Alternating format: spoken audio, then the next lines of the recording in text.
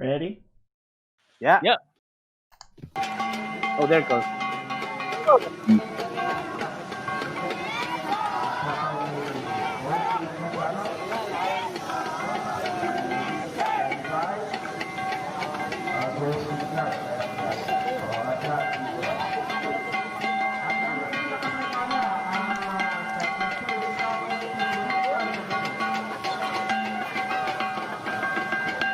Sea walking.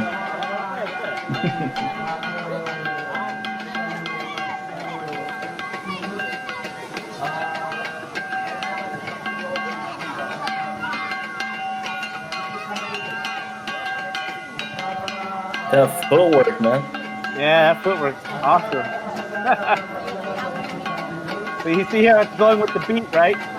It's definitely aligned with that beat there. Yeah. Oh, bro. So good. No kid.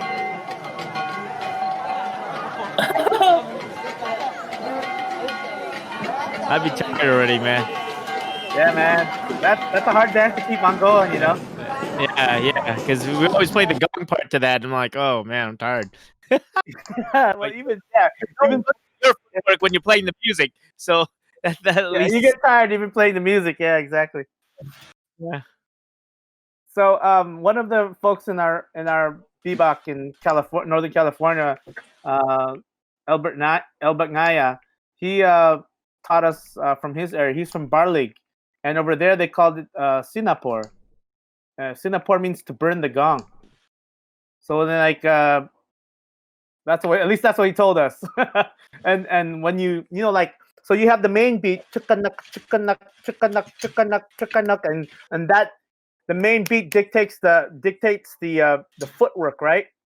So you see that how he's hopping on it and he's landing on that beat, chikanak, chikanak, chikanak, and then in like when we were just talking to Mike the other day, usually when they do Turayan, they like to have no more than four, but they prefer between 3 and 4 people. Like in when I've seen it done in from Barlig folks and also folks from Perasilis and Natunan, they they'll have like people maybe minimum two, but they can't have four, but minimum two at least because they just need one person holding down that beat, chikanak, chikanak, chikanak, chikanak, chikanak, and then they need the other person who's burning the gong. Like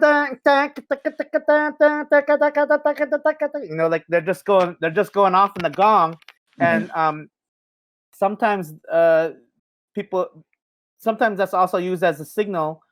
So if you look at the guys when they're walking backwards, right? They got the gangsta players, and then when they burn the gong, everybody moves and switches usually. So of course these are Igorot folks who are doing a little bit of their own interpretive dance of the traditional dance, right? So they're adding an element of with the rice and everything like that, and then trying to kind of like add a little bit of an artistic element along with the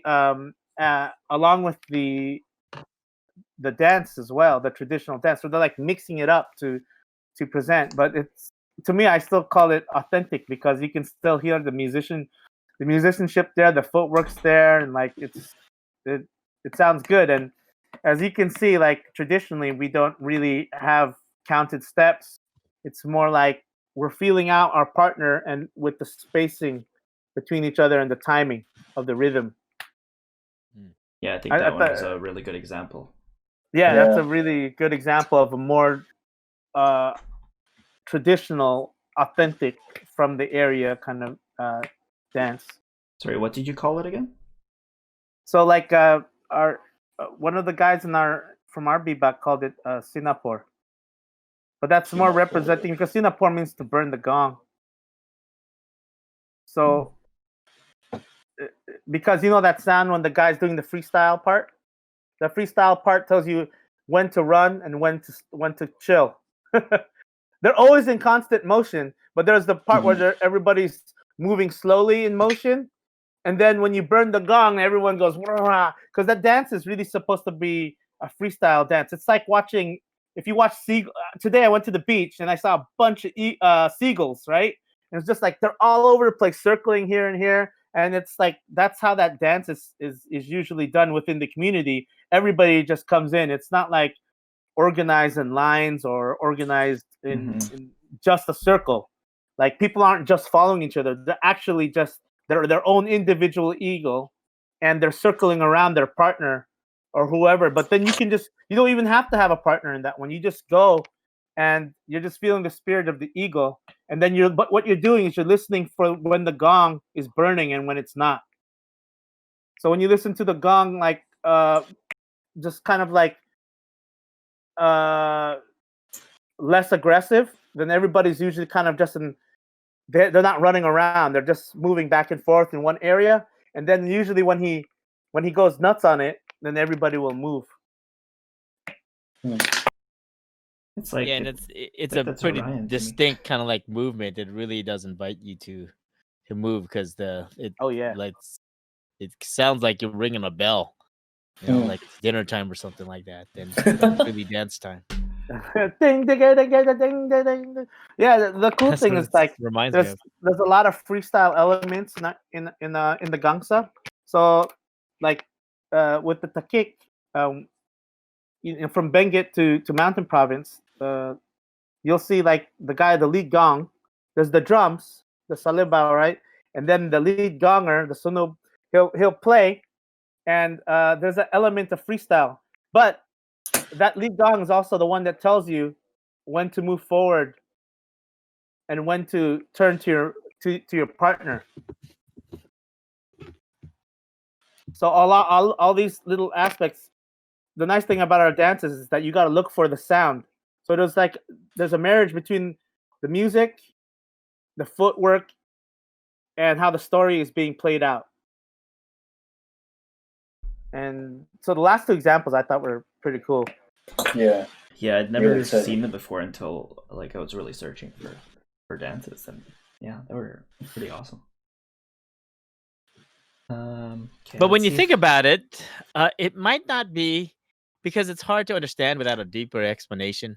And that might not be, how you say, replicable to groups who are just watching on a video. They might not be able to replicate something like that. Just because what you're looking at, especially if you're just looking at it from the face value, oh, that looks kind of simple. That's not exciting. Until you start trying to lift up your hip. Yeah, I know. Yeah, try that. Try that. Because most people, like, especially when I don't know. What I've noticed is that most people like, oh, there's an element of danger. Like you're doing tinikling, so your feet might get trapped. You know what I mean? Oh my god! And then there's the other one, like when they have the light, and then they're holding it and doing circles, and someone has the light on their head. The barrio dances and stuff. And when they see our dances, most folks who are non-Igorot, even some Igorots, think that it's so simple. It's too easy. And so like even some they should try it. Yeah. Try playing the music. Yeah. It's try not as simple as that looks. It's not very easy. So I get what you're saying. Yeah, maybe for some folks they can't just easily replicate that. You need training and you need time spent with the gangsa to make it sound right, because you can't even do that dance once the gong players like can't cut it anymore. Everybody just gets off the dance floor because they can't. It's like I can't dance to this, man. Exactly. Yeah. That was the. It's so true. They were trying to do the Torogi, and then it was, you could hear it's kind of wavering off, and then people would just be like, no. Yeah, because they're tired already, and they're tired, too drunk to hold on to the beat. They weren't feeling the beat. But it's true. My African drumming teacher, a guy named Kwaku Daddy, he would always say, if the rhythm is good, the people will dance. And it's really true. The rhythm is good, the people will dance. Absolutely. And I think that's very much the case with ours. I really want to break the the myth that our stuff is kind of simple, and because I've heard that a lot. Where people say that, oh, Igorot dances are simple, they're not Yeah, interesting, yeah. and Even to the point they say it's ugly because they're just dancing in a circle. You know.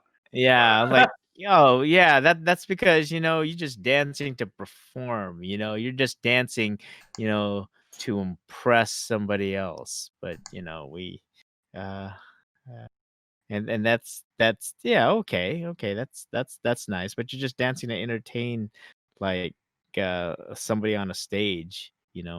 Yeah, we do some of these dances to try to impress ourselves, especially if you're looking for a mate, right?